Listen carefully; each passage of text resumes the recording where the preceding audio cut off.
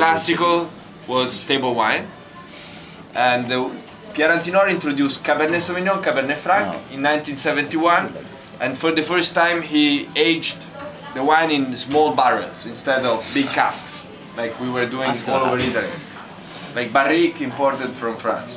And this was a little revolution, and it attracted the attention on Chianti, not only for Chiantis, but for wines that could age and be not only acidic and light like generally Chianti was. This is the story, and this is 2009. It's very young.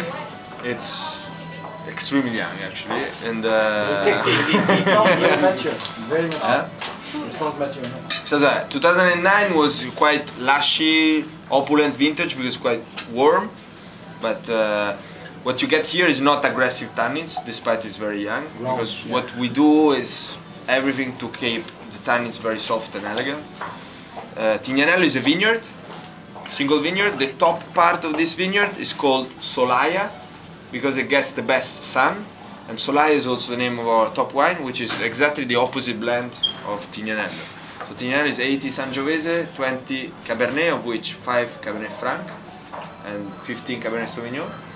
And Solaia is 80% Cabernet, so 5 Franc, 75 Cabernet Sauvignon, and 20 Sangiovese. So exactly the opposite. What is special of this vineyard is that in the last 20 years we replanted it, because in Italy, probably as in Bordeaux, in many places, the vineyard after 35 years generally we we pull it down. Why? No, because for us it's like we need the consistent production of wine. So okay, all vineyards give you more structured wine, but it doesn't give you always the grapes, so you never know. So in our philosophy, the vineyard lasts 35 years, and then we expand it. But when we explanted this vineyard, we found out that underneath is plenty of white stone. It's natural in the soil. It's a limestone called Alberese.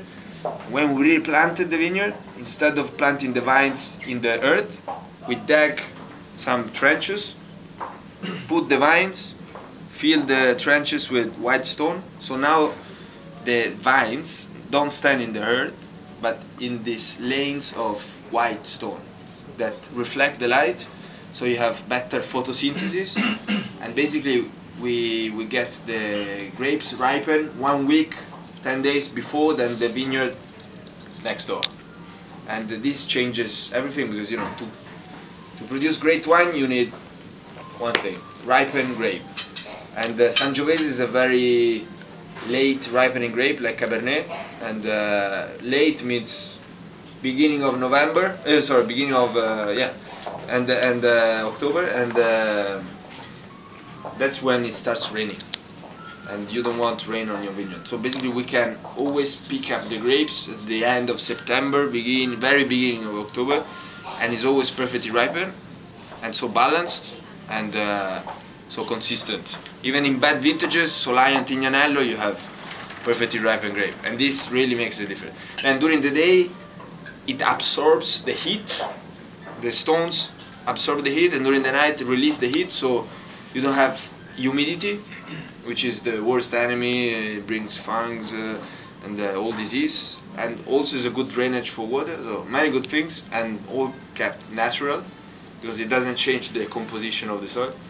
And so it's unique. It's the only place in Europe with this. We copied, we inspired, got the inspiration from a place in New Zealand, but since it's like 6 times more expensive than a normal vineyard, so far. You do it for Solaia as well? Yeah, Solaia and Tignanello. And so that's it. If you go back to the other reds now. But I have a question. You have 2 options. How far is? Either I can ask you. I can ask you right now. It's a very technical question, okay. Or I can ask you later, after the dinner. Oh no. How technical? You said that because of the limestone stuff, there is a lot of brightness. Yes. and there's more photosynthesis. Yes, there's more light. More. Yeah, sure enough. But photosynthesis is a function of the chlorophylls you have in the leaves, right? There's enough sunlight. So how there's more photosynthesis because of the limestone? Because the stone is white, Yeah, so? it reflects the The light. reflection. No. For Fair enough. reflection. Fair enough. But you have enough sunshine. Photosynthesis is, for example, some leaves you see green and some leaves less green. They all receive the same sunlight, right? But in some plants, they have more chlorophyll per square area than the other leaf. So it's more green than the other leaf. So I'm not very sure how, because the question is not about how much sunlight or how much reflection you have. It's about how much chlorophyll you have in the wine leaf or the Okay. grape's leaf. I need to ask to the leaves. I don't know. So that's why I asked you. Should I ask you before that or after that? No, well, yeah. Oh, in that case, you So have because the absorption of sunlight is about chlorophyll.